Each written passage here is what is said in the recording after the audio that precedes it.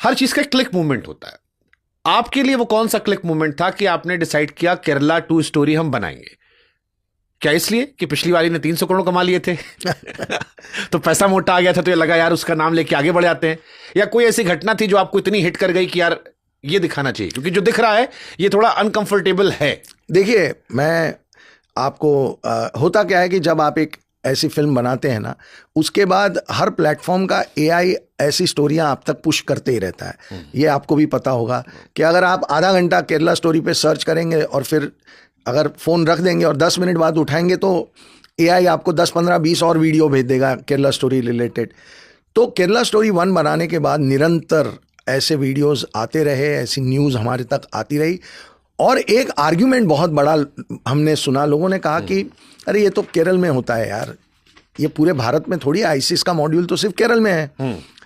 और जब बाद में हमने जब रिसर्च करना शुरू किया तो हमें, और फिर आप देखिए ये जांगूर जैसे केसेस आने लगे सामने, तो हमें लगा कि इस मुद्दे पर लोगों का नॉलेज बहुत कम है, या तो जानबूझ के इन बातों को अंडर द कारपेट डाल दिया जाता है, या ज़्यादातर लोगों का ध्यान इन बातों पे पड़ता नहीं है।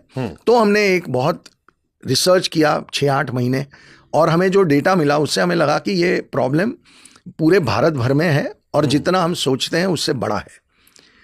तो फिर एक हुआ कि इस फिल्म को बनाना चाहिए। मैं आपको एक ईमानदारी से एक बात बताता हूँ, जब आप ऐसी केरला स्टोरी जैसी फिल्म बनाते हैं तो बहुत संघर्ष करना पड़ता है, बहुत ज़्यादा।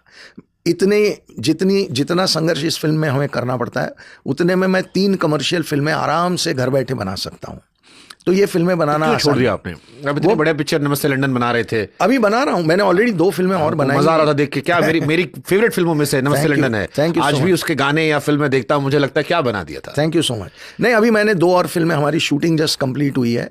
एक फिल्म का नाम है हिसाब, बैंक रॉबरी की फिल्म है, जयदीप अहलावत और शिफाली है, बहुत यूनिक एक कॉमिक थ्रिलर है। एक फिल्म हमने बनाई है मनोज बाजपेयी जी के साथ, गवर्नर नाम है उस फिल्म का। तो 2 फिल्में शूट हो चुकी हैं, अब पोस्ट प्रोडक्शन के अलग अलग स्टेजेस पे हैं।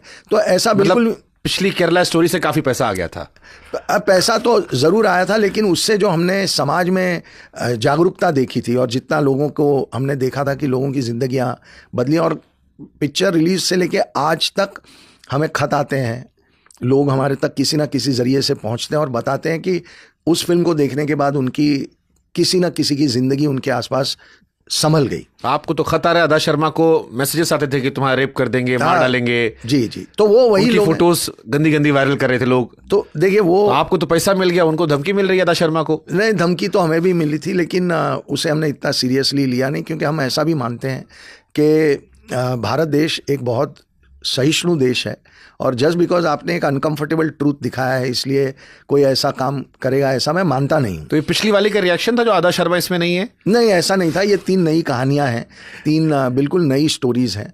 और अगर हम अदा को लेते तो लोग कहते अरे पर ये तो वो थी, तो ये यहाँ क्या कर रही है, वाला कन्फ्यूजन क्रिएट होता। हमें चाहिए था कि लोग बिल्कुल इन लड़कियों को उस कहानी की सच्चाई के तरीके से देखें।